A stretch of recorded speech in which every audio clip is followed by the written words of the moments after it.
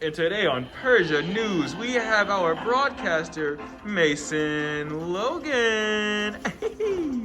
And our interviewer number 1, we have Leslie. Hey, yeah, Leslie. And interviewer number 2, we have... Yes, that is India. Next on Persia News, we have our first guest, anonymous guest number 1.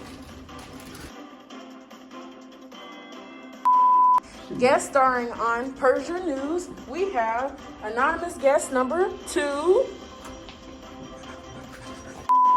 Next on Persia News, we're looking for our third guest star, anonymous guest number 3.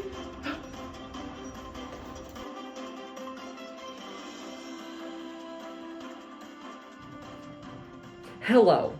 As we mentioned earlier, I'm Mason Logan, and welcome to the first broadcast of Persia News, where we discuss everything and anything related to groundbreaking plays. Hopefully, if this goes well, a network will sign us and we can move out of this cramped study room in Mac. But anyway, on today's segment, we will explore all the components of a story that took the world by storm, a play called Doubt, a parable by the legendary playwright John Patrick Shanley. This just in Shanley. To really explore this story, we need to hear every side of said story. So we will hear from all, or at least most of the parties involved in a heartbreaking tale. Later, we'll have some anonymous callers who were highly involved in the story. Like I mentioned earlier, a story. For now, we have Leslie on the scene with everything you need to know about the author. For now, Leslie, take it away. Thank you, Mason, for that. Now, the author of Doubt, John Patrick Shanley, was born October 13th in 1950. He was the youngest of 5 children in a working-class Irish-American family in Bronx, New York. Now, he had lived over by the East Tremont Streets, where he had grew up, and in that neighborhood they were anti-intellectual and was extremely racist, which Shanley did not fit in and got in constant fights growing up because the other kids just knew he was different. Now, Shanley had spent the first 8 years of his formal education at St. Anthony's, a Roman Catholic school ran by the Sisters of Charity religious order. He drew inspiration from his childhood and early educational experiences when writing Doubt, as he was enrolled in Cardinal Spellman Catholic All-Boys High School. And when he was there, he was labeled the rebel child, as he rebelled against the strict, no-nonsense priest who taught at the school. He had spent every week in detention after school, and later they had expelled him, and so he had went on to another Catholic school named Thomas More Preparatory School. At this new school, it was his first time being exposed to caring Catholic teachers and nonviolent disciplinary practices. At Thomas More, Shanley had begun to thrive, as his teachers encouraged his writing talents, which started when he was around 11, and as a teen he wrote reams of poetry. At this school is where the driving inspiration for Doubt, as Shanley has told the New York Times in a 2004 interview. He told them that the head of discipline at Thomas More was gay, and he was his friend and protector. Although Shanley had maintained appropriate relationships with his teachers and confidants, one of his younger relatives was molested by a priest. And so Doubt is Shanley's meditation on the nature of uncertainty and the importance of embracing communication in these circumstances. He then had later enlisted in the Marine Corps. After attending New York University and having poor grades his first semester, he left. But he then returned in 1977 after serving in the Vietnam War. In the year he had turned 27, he graduated as valedictorian. Wow, he survived the war and got his education. On the other hand, Shanley had already started writing plays by then, and throughout the 1990s, Shanley wrote a number of successful works for the stage, including Italian-American Reconciliation, Beggars in the House of Plenty, and 4 Dogs and a Bone. Despite the frequency with which his plays were produced, The playwright was never nominated for any major awards or saw his work transferred to Broadway for those. He has also many more plays and books he has written, as well as Shanley had directed his own adaptation of Doubt for the screen. Sister James was based on his teacher at St. Anthony's School, Sister Margaret McEntee. Shanley had dedicated the movie adaptation to this nun and her positive influence on Shanley's life. Shanley went on to win the Pulitzer Prize and Tony Award for Doubt, and winner of the Best Screenplay Oscar for Moonstruck. The film Doubt earned 5 Academy Award nominations, including Best Screenplay. Shanley has also written many other films from Live from Baghdad, Congo, Alive, Joe versus the Volcano, and Five Corners. Shanley has a very interesting life as he continues to write, and as of 2021 is 71 years old and a very renowned American playwright. This is Leslie, and this concludes John Patrick Shanley's biography. Doubt, a Parable is a 2004 play by John Patrick Shanley, originally staged off-Broadway at the Manhattan Theater Club in November 23rd of 2004. The production transferred to the Walter Manura Theater on Broadway in March 2005 and closed July 2nd, 2006, after 525 performances and 25 previews. The original cast members, Sherry Jones as Sister Aloysius, Brian F. O'Brien as Father Flynn, Heather Goldenhirsch as Sister James, and Adrienne Lennox as Mrs. Muller. In 2006, Eileen Atkins, Ron Eldred, and Jenna Malone joined the cast, replacing Jones, O'Brien, and Goldenhirsch respectively. In 2006, Jones headed the national touring company that consisted of Chris McGarry, Lisa Joyce, and Caroline Stephanie Clay. In 2008, Doubt, a Parable was adapted into a film starring Philip Seymour Hoffman as Father Flynn, Meryl Streep as Sister Aloysius, Viola Davis as Mrs. Miller, and Amy Adams as Sister James.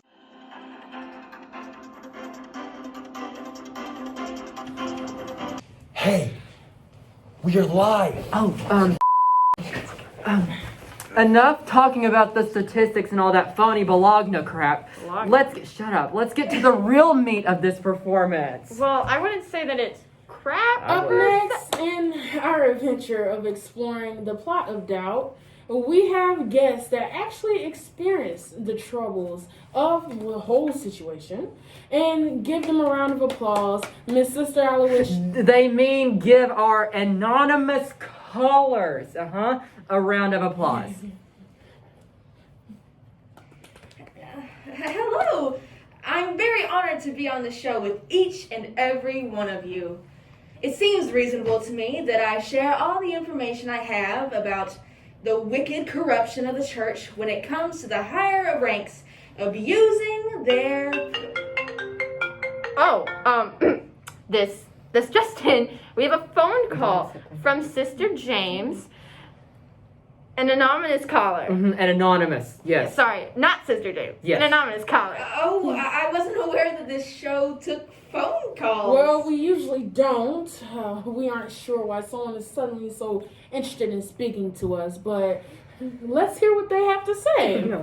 Sister, please do not put this discussion on the air. She's under an anonymous name. Sister?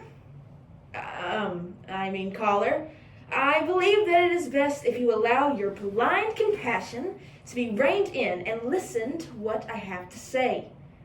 I'm sorry, but I must ask that you hang up with the person on the phone so that I can get my point across. You do it. Sister beloved caller, I believe that it's best that you just watch the live stream and you can call us back when our guest finishes speaking. Enjoy the show! Oh. Anyways, if it's okay for me to get back to my side of the story, well, it all started at St. Nicholas Church School, where I was the principal, when I noticed Father Flynn favoring a young man that was in a very vulnerable position. A vulnerable position? Shouldn't schools that are attached to a church be equal? Yes, of course they should be equal. And any man or woman who worships God would definitely agree. But Father Flynn, however, noticed that our student was black, and he knew the vulnerability that was unfortunately attached to him inherently. As far as my school and even my teachers are concerned, the young boy was nothing different than any of the other children in the school. The sinister and internalized racist part of Father Flynn, however, chose to take advantage of this and did not see it that way. So a racist prick is what you're accusing him of being. He's a priest. What exactly did he do? No way he could be like that bad. Here we go again with the misogynistic point of view. I saw it with my own two eyes with these bastardist priests. Oh yeah, real classy. Make your host look like a bad guy when he gives you a platform to tell your story on. Thank you. Oh yes, a platform. That's right. That's exactly what I was trying to do before I was being accused of lying about my side of the situation. As I was saying, Flynn was getting quite close to this young man in a way that I thought was unusual.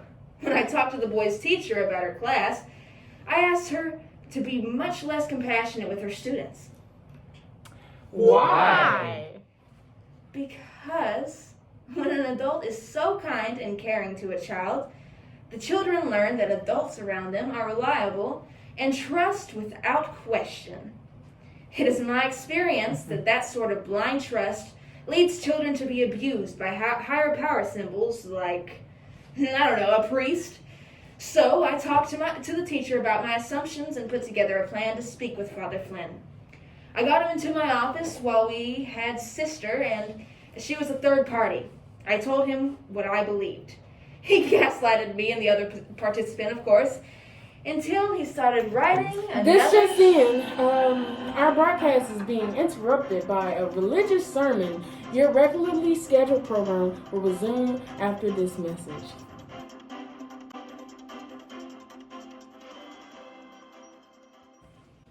Hello, my children. Please excuse my attire. I was recently teaching some students of God the good old game of basketball. Anyway, I once had a dear friend, near and dear to my heart, who was great, but he was accused of some ungodly crimes. My friend would have never, ever done any of these crimes, but alas, because of the power of suggestion, my dear friend lost everything that he had. God put us on this planet to love.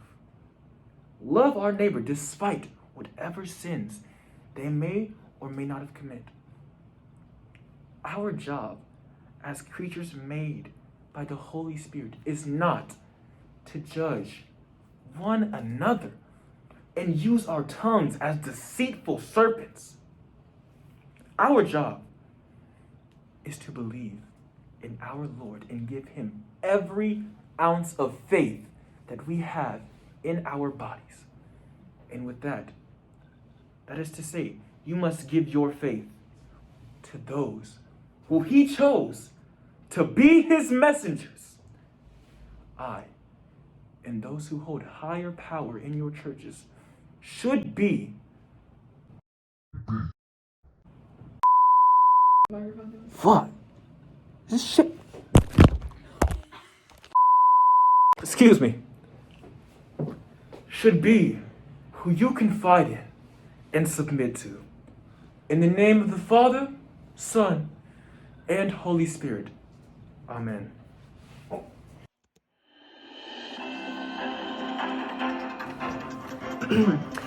That was an interesting message from Father Flynn. It moved Leslie so much that she had to go poop. And in Leslie's absence, our lovely, beloved caller decided to join us. Hi. Here she is. Anyway, see, what did I tell you, sister? He's a good man, and we need to put our faith in him. That little boy is fine, which is reason enough to believe that Father Flynn is innocent. It is this naivete that got that boy in this in the first place, Sister James. Sister Aloysius, you had a conversation with his mother, and she wasn't at all upset nor concerned for her son. What else could you possibly need to let this man off the hook? He was our priest, and you have gotten him to resign. There is nothing left for you to worry about. You have prevented him from hurting students, and that's all you could have asked for. With the position you decided to take on this matter, please, sister, please rethink this and understand that he is innocent.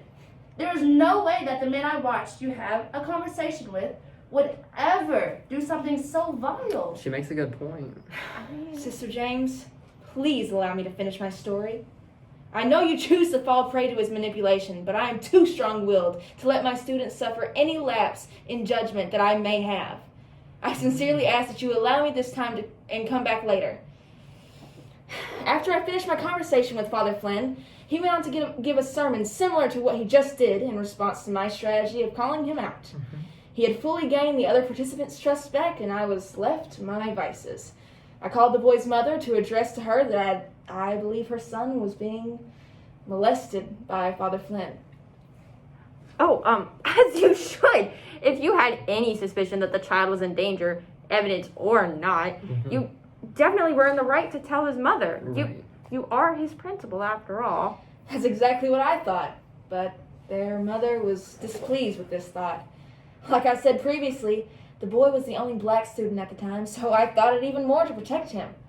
I failed to consider, though, how his mother may prioritize his education over his well-being because of how difficult it was to navigate life in the 60s for anyone who wasn't white.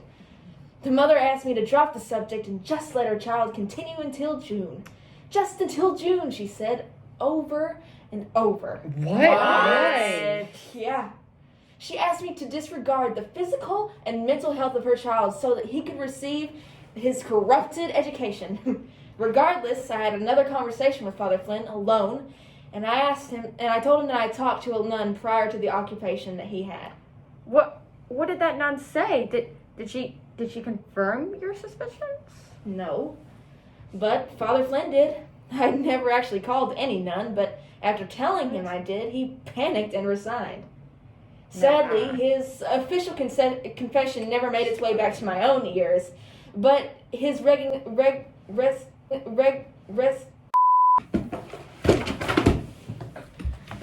wait. Is it on?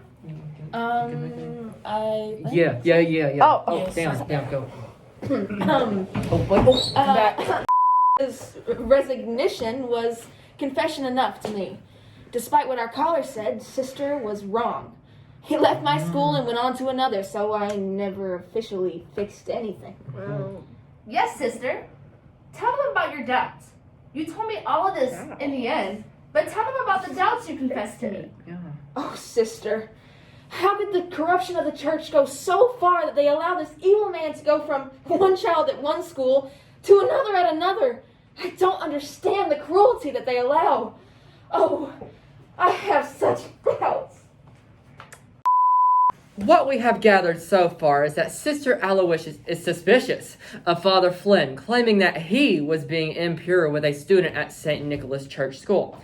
Father then explained a similar situation of a friend who underwent accusations of unholy activities and his beliefs on the matter. Next up, we have Leslie here to talk about Aristotle's 6 elements.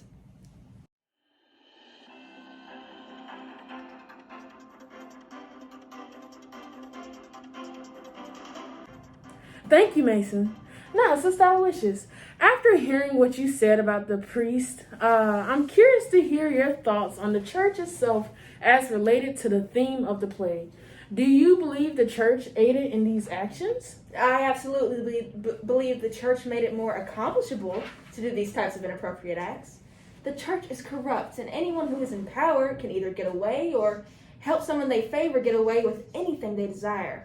The rest relies with your ranking.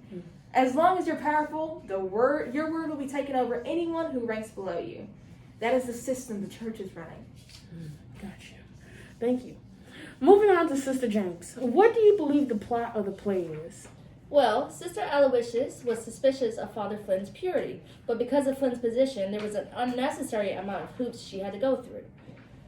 I personally believed he was pure due to my failing to see through his brainwashing and me wanting to see the good side of things. It was later proven by his actions that he was guilty, but his punishment was only him getting transferred. That's crazy. Well, hey Mason, in your opinion, what do you believe is the spectacle of the play is? Hello. I heard there was a interview about me, and I thought I should be a part. Okay?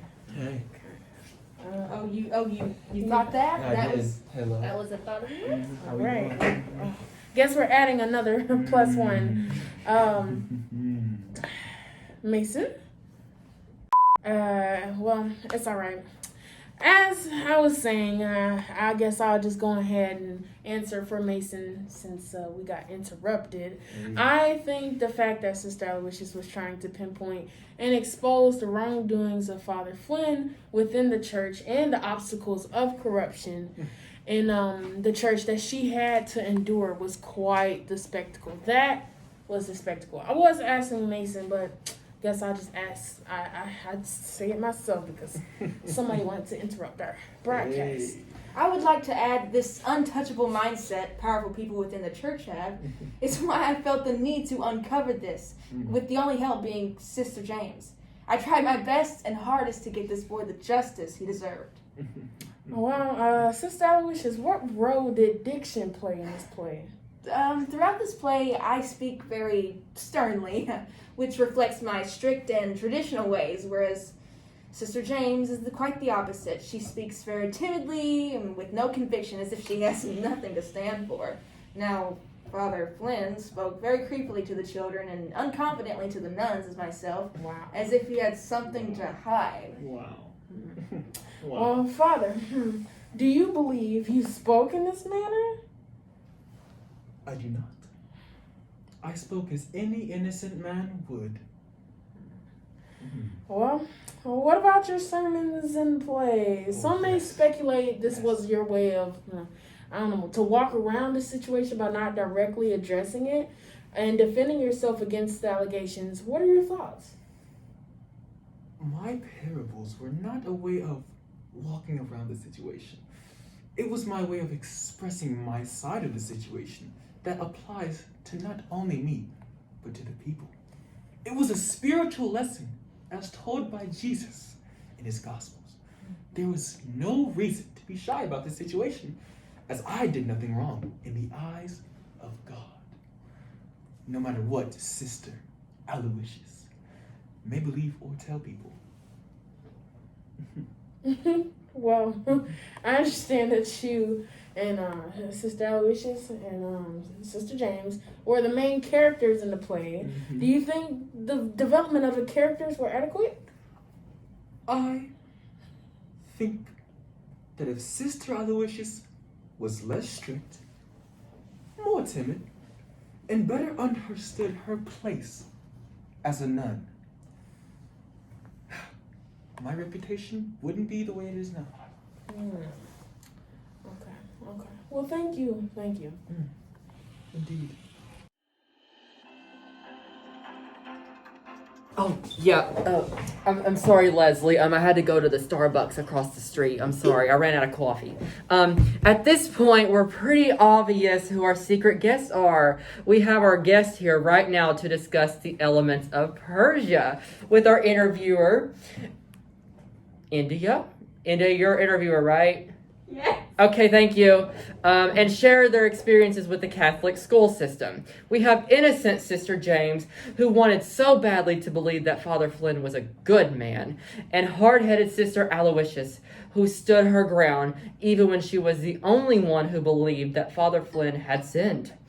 Join our interviewer today as we talk with our guest and discuss the elements of Persia in Shanley's Doubt, a Parable. On to you, India. Okay, thank you, Mason. All right, welcome back. Thank you for having us. So, we wanted to start by talking about some of these world issues. What are some of these things that would have inspired John Patrick Shanley to write the play? Well, there was a lot of news coverage about the Catholic Church when the play was released at the end of 2004. Around this time, many people were starting to realize the amount of pedophilia within the church. This began in 2002 when the Boston Globe released a huge investigative report about the church. Titled The Boston Globe Spotlight Investigation, Abuse in the Catholic Church, correct? Yep, that one. So, what was in the report? It was a study that revealed the numerous crimes within the Roman Catholic Church. It led to the arrest of 5 priests and inspired many victims to speak out against their trauma. It also started a series of other investigations within the United States. Was that all that would have inspired Shanley? No. Before the studies were published, there were already many allegations made against the Roman priest. These cases were often taken to court, but the church was spending millions of dollars in settlement funds. And because the church was paying the victims these settlements, the cases would be dropped and therefore forgotten about. Is that correct? Correct. The victims were paid into silence by the church. All of this happened in the 2000s, like you said, 2002. But the play is set in the 60s. Was there anything that would have happened then? Oh, pedophilia is nothing new. There were 3 priests who were exposed as criminals in the 60s in 2011. But there were so many more that the news never talked about. Shanley would have been exposed to these priests while he was growing up. That is crazy. So, Sister James, can you elaborate on some of the more economic themes present in the play? Oh, well, it was kind of weird, the situation the kid was in the play.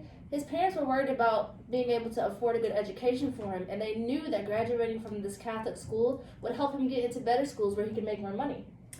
Interesting. So the parents were more worried about their son's education than his well-being? Yes. It was because of their race. They were African American and knew that they were disadvantaged because of that. Even though the kid was in danger, they were forced to keep him in the bad school or risk ruining his future. That unfortunately does make sense. But what about the play itself? Was the play an economic success? Well, 4 years after the play opened, it was made into a movie, which was pretty good. The movie made $50.9 million at the box office, so that's pretty good, I think. All right, thank you. Sister Aloysius, what are some of the more religious themes in the play? What was Shanley trying to portray with the plot, would you say? A big theme in the show is about power. In the show, Father Flynn has so much power that he was able to escape his crimes without legal trouble. He has so much power that nobody even believed he was a bad man. And this reflects the power that priests have in real life? Yes. It also just shows how much power the Roman Church has, since their education was so valuable that people would rather endure sexual crimes than leave the church. The church was even able to pay people into silence. They have so much power that they could do whatever they wanted. He had such a powerful influence that even you weren't sure if he was guilty or not. Father Flynn, I mean. So, Sister James, what did people think about the play? It's got some pretty heavy material in it, some would say. Well, yeah, it's a real thinker. But people like thinking a lot more than they used to. I imagine that's why people liked it so much. I don't think they would have liked it as much if it were older. Yeah, I imagine that. I imagine that the news coverage of the church in 2002 kind of helped people find the play more insightful rather than shocking. What about the reviews of the play? It won a lot of awards after it came out. That must have mean people watched it and liked it, I'm sure. The Washington Post says, Shanley manages with lyrical economy to create a twisting battle of wills, building to the kind of satisfying confrontation scenes audiences crave. What do you think about that? Well, it really was written beautifully, and it really does keep people on the edges of their seats. Another review from the British Theatre Globe in 2006 says, what the play certainly doesn't do, though, is enable audiences to participate in Sister Aloysius' dilemma. Her doubt may be interesting to watch, but it would have been riveting to be allowed to share it. What about that, Sister James? Well, nowhere in the play does it ever state that Father Flynn was guilty. Do you think the show would have been different if Shanley had said whether or not Father Flynn was innocent or guilty? Well, the problem is that no one knows if he did it or not. And if the audience knew he had done the crime, or if he hadn't, then it would be less like real life, since priests get away with that same thing all the time, right? I guess, but we just don't know that. That was the political, economic, religious, and social aspects. Join us in a few minutes. We will be returning to talk more about the intellectual and cultural perspectives. Join us with the discussion with some of our new anonymous listeners over the phone. Thank you. So this is going to be completely anonymous. Please give us your honest opinion about Father Flynn of St. Nicholas Church and the school. I honestly think that there is no man quite like Father Flynn. He does such good things for the kids. He gives them an outlet. He is a support system for those kids, and he is the best thing that has ever happened to my little boy. Okay, thank you. Okay, so this is going to be completely anonymous. Please give us your honest opinion about Father Flynn of St. Nicholas Church and Schools. That man needs to be locked up. I don't think we didn't hear what he was going to do to those kids. And best thing they can do is send him to another school. What's that going to do, huh? This is a flawed system, and if you think differently, you are a brain-dead, brainwashed sheep. Oh, okay. Thank you for your time. Those are our anonymous callers. Thank you, Leslie and Indy. This just in. We have some secret juicy tea about Father Flynn. That was totally legal and not a hidden camera in his room at all. Let's take a listen. Oh, greetings. Yes, this is him. Oh, you'd like to hear what I have to say about the church? Oh, certainly. Regardless of what may be said about me, my impact in any and every community that I am a part of is undisputedly positive. What can I say? I have a way with little boys. Oh, and the girls too, I suppose. That is unlike any. These accusations that I have been barraged with, you might be asking yourself, are they true? I'm certainly not one to kiss and tell, but let us just say that by some miraculous chance, there is some truth behind what is being said. What's going to happen? What's going to happen to me, a pious man of the Lord like myself, is realistically untouchable. We all saw what happened when that wretched Sister Aloysius tried to stain my reputation. Nothing. I was simply moved away to another church with the same status as before. With the church backing me, there is nothing that I cannot do. My power as a priest is rivaled by none. Only God himself can touch me. So if there's a problem that you have, you'll have to take it up with God. And if you think that I'm the only one who is doing it, you're dead wrong. Speaking hypothetically, of course. If you have to make the status of priest, you make free reign. Catholicism is a cheat code built to keep the powerful in power, and I, among many others, have played this game uncontested for decades. Hypothetically, my ass. Thank you, Father Flynn. That was something, okay? If to say the least, I think that was pretty damning evidence. Thank you. So, in another legal attempt to gain evidence that was not hidden cameras in a room whatsoever, we have a conversation between Sister James and Sister Aloysius. Let's take a listen. This is beginning to be an everyday thing now. I don't like it. Sister, there has to be a good reason. The power of Christ can be very moving, you know? The power of Christ. Do you hear how stupid you sound? Look at where we're at. There has to be something running deeper than that. Each and every single day, these kids come out of that room rigid. Do you not find even slightly strange? Well, maybe a little, but Father's a good man. He wouldn't do anything like that, right? Listen to yourself. So naive. We need to start pressing people. I couldn't care less about the kids. It's the principle. They shouldn't be acting like that when leaving an interaction with the father. At least tell me what you're accusing him of. He's got to be doing something to those kids. I think he's being a little too friendly with them. Bite your tongue, sister. The father would You never. have to grow up. This place is supposed to give kids a place of happiness. They have no voice, and the only person they can go to is him. Who will they be able to tell if there's something ungodly going on, huh? Exactly. We have to defend them because they can't defend themselves. You really think that Father would do such a thing? You have to be out of your mind.